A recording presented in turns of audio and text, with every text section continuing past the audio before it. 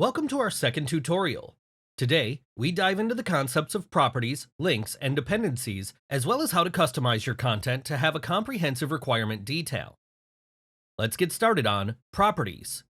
Each property you see here is a column in the requirements Confluence page, and the name of the property is the title of the column. Properties are useful to add attributes to your requirements that you can use in your search queries to filter requirements, and in the traceability to choose which information you want to extract in your reports. For example, here I am looking for all requirements whose priority equals critical. The @ is always used in Requirement Yogi to identify relationship names. In this case, it is the name of the attribute. If you have complicated properties and do not know the search syntax, the easiest way is to click on the requirement, hover on the property, and click on the link icon. This will redirect you to the search with the correct syntax. The second concept is links or references. You might want to link or refer to your requirements on other Confluence pages and spaces. Well, you can do so with the Requirement Yogi link macro. On a page, you can differentiate links from definitions with the small arrow here. If you click on a requirement, it will lead you to the requirement's detail, and you can then click on the page it is defined on. To create a link, you can use the same method as to add a requirement definition. In edit mode, begin writing the macro's name with /rec and choose Requirement Yogi link.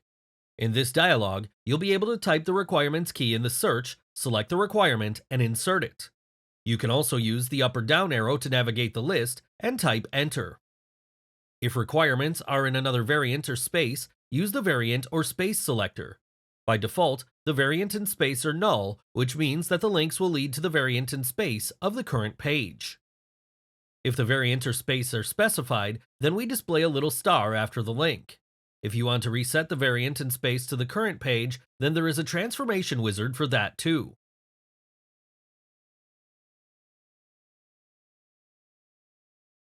The third concept is dependencies. Making references on other pages is important, but links between requirements will allow you to track your requirements from the highest level business requirements to the lower levels and more specific requirements. A dependency is a link in a requirement column. The title of the column will then be in the relationship name. You can insert the links manually as shown in the previous part, or if you imported a document, for example, do it in bulk with the transformation wizard. In View mode, click on the byline at the top of the page and Transformation Wizard. Select the rule Links Transformation. Choose the table and column you want it applied to, and we will take the text and transform it to a Requirement Yogi link macro. A quick tip if you want to simplify your column names and table headers is to use the RY configuration macro to rename the properties displayed in the details. To apply it, go in Edit mode, and just before the table you wish to configure, start typing /rec, choose the configuration macro. In the table configuration, choose the mapping of columns.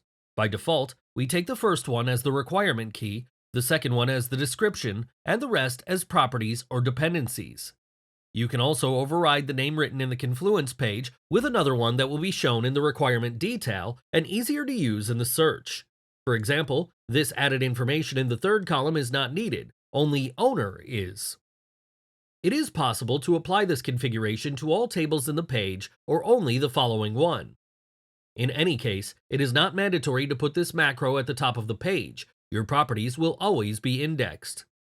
One more thing, you can also define tabs vertically if you want to have more room to express a single requirement. And you're done. Watch our next tutorial on the search syntax or the traceability matrix.